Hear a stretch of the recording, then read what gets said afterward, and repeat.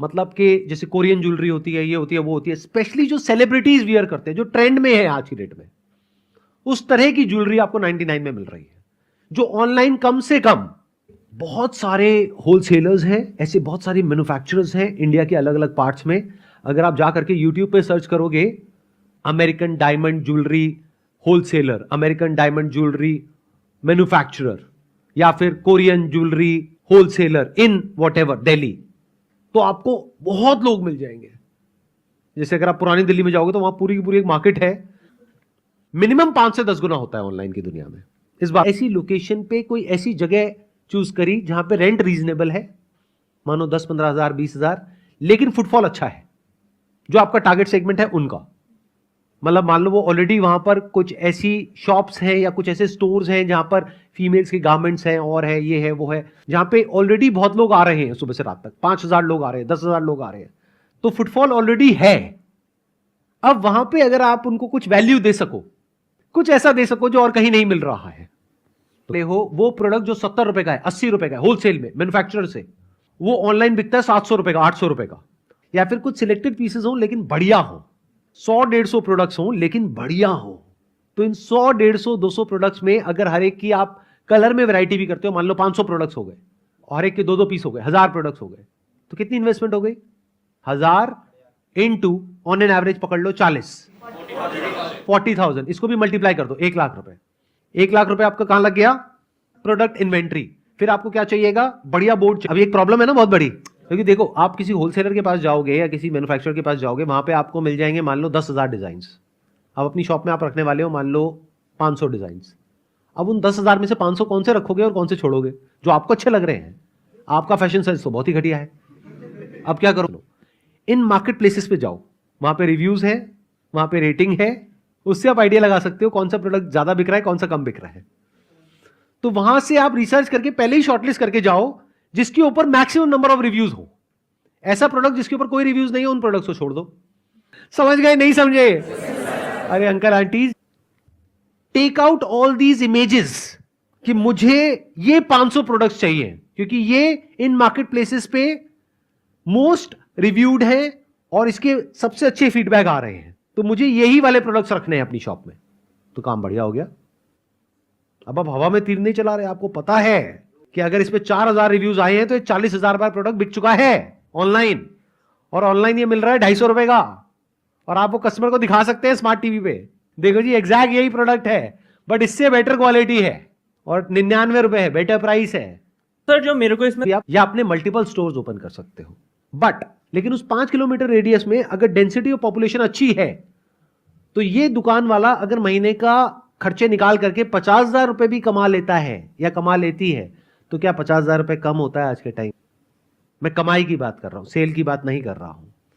Cell कैसे होगी ये क्लियर है, क्योंकि आप हर लेवल पे इंसेंटिवाइज करोगे थोड़ा सा पुश करने के लिए कि भाई अगर आप 5 प्रोडक्ट्स लेते हो तो जो आप प्रोडक्ट खरीद रहे हो तो मिलेगा ही, साथ में 1,000 रुपए का ये प्रोडक्ट भी मिलेगा, तो आपको 500 रुपए में 2,000 के प्रोडक्ट्स मिल गए।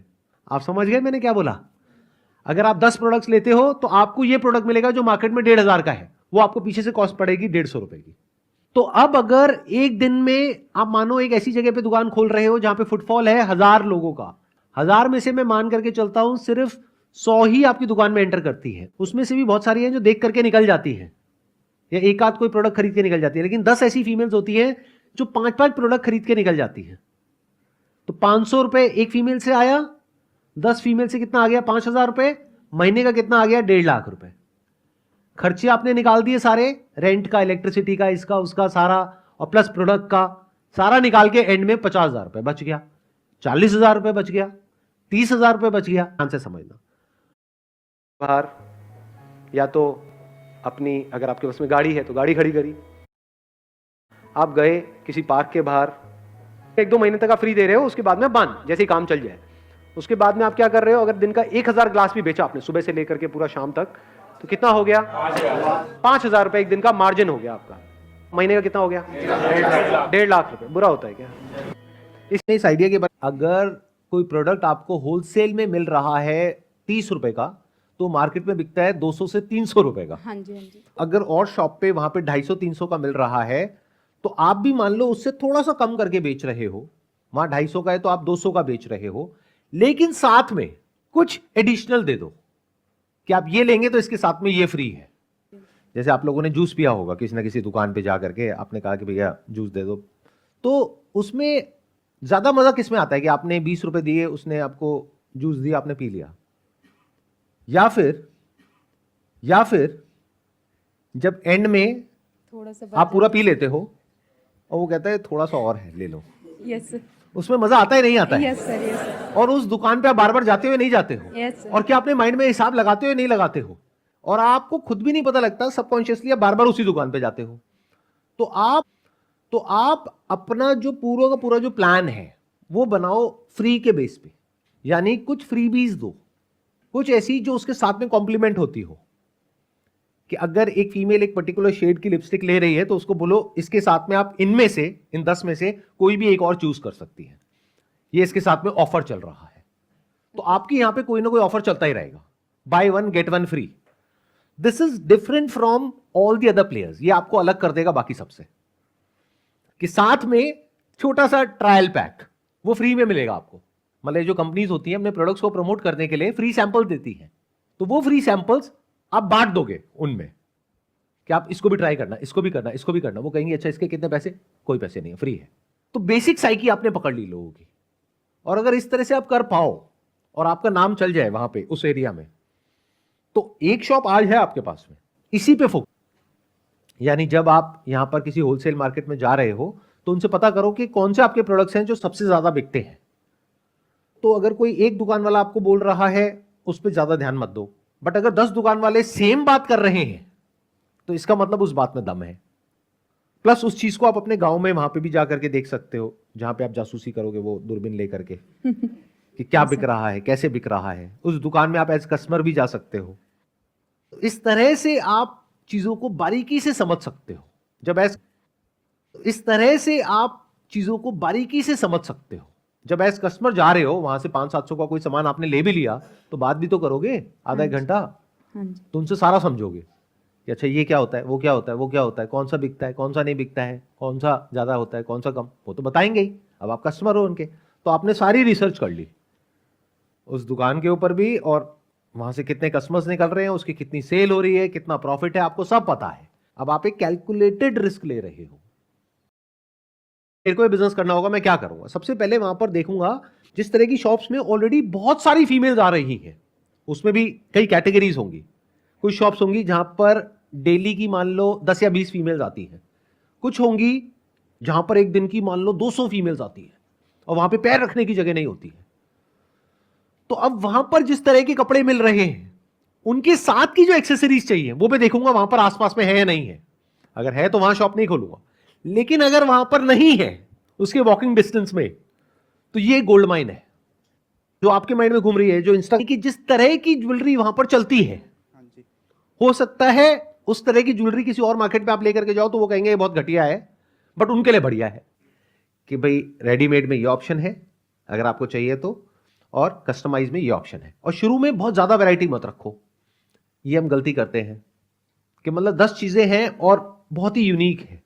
एक कुर्ती आती है तो उसके 5 दिन बाद हर मार्क पूरी, इसमें इन्वेस्टमेंट जीरो है, रिस्क है भी तो मैक्सिमम 5-10 हजार रुपए का है जो आप स्टॉल लगा रहे हो और वहां पर जो कुर्तियां रख रहे हो वो भी डिस्प्ले के लिए बस 10 अलग अलग डिजाइन है, 3 साइजेस हैं जो मोस्ट पॉपुलर होते हैं, तो 30 का स्टॉक हो गया रेडीमेड के लिए। बाकी आप कस्टमाइज कर रहे हो, ऑर्डर ले रहे हो 50% एडवांस, बाकी 50% ऑन डिलीवरी।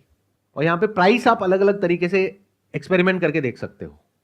मतलब कि कपड़ा सेम है, डिजाइन अलग है, एक को आप बेच रहे हो 500 रुपए का, एक को बेच रहे हो 700 रुपए का, एक को बेच रहे हो 1000 रुपए का। कई बार कुछ कस्टमर्स ऐसे आएंगे वो कहेंगे हमको तो सबसे बढ़िया चाहिए, वो 1000 का लेके जाएंगे, वही चीज जो आपको 200 की पड़ रही है।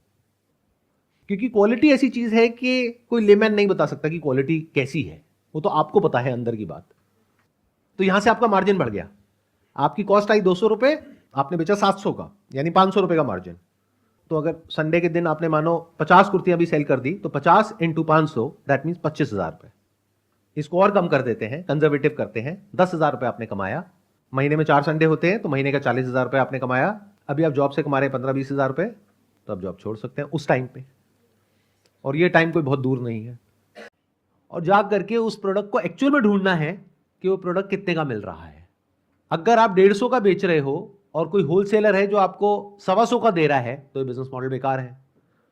बट मान लो अगर वो प्रोडक्ट आपको 50 रुपए का मिल जाता है और आप 150 का बेच रहे हो, तो ये जो सेलर के थ्रू आप कर रहे हो, पहले थे जो काम नहीं करे थे, सिर्फ उस एक प्रोडक्ट के बेस पे, ऐसा प्रोडक्ट जहां पे के कन्वर्जन सबसे अच्छा है, कॉस्टिंग कम है, मार्जिन ज्यादा है और कन्वर्जन अच्छी है, रिटर्न कम है, तो वो एक प्रोडक्ट आपने ढूंढ निकाला।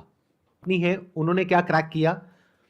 इतना आसान होता है बिजनेस, लेकिन डायरेक्ट एक होलसेल मार्केट में चले जाओ या डायरेक्ट किसी मैन्युफैक्चरर के पास चले जाओ और उनसे इकट्ठे 50 पीस उठा लो और हम कम तो प्राइस और कम मिल जाएगा। 99 तक जा सकते हो, बिल्कुल जा सकते 150 का पड़ा, 499 का आपने बेचा, 3 गुने का मार्जिन आ गया। जी जी। अब इस बिजनेस में सेंस है और सिर्फ ये करो और अपनी पूरी वेबसाइट उसकी मत अच्छी सी पैकिंग करो। अब इसमें कॉस्ट नहीं लगती, दिमाग लगता है। बहुत सारी ऐसी मार्केट्स हैं जहां पे आपको बने बनाए बॉक्सेस मिल जाते हैं। मान लो पिंक कलर का कोई बहुत बढ़िया सा बॉक्स है जिसमें आप ये रख करके भेजोगे। अब वो जो बने बनाए बॉक्सेस होते हैं वो सस्ते पड़ते हैं और आप कम क्वांटिटी में भी ले सकते हो। उस पर स्क्रीन प्रिंटिंग कराओ अपनी, वो कम में भी हो जाती है। उसमें 1-2 रुपए का खर्चा आता है प्रिंटिंग का, प्लस 150 रुपए का प्रोडक्ट हो गया, क्वालिटी बढ़िया कर दो और 499 का आपने बेचा। अब आपको पता है 399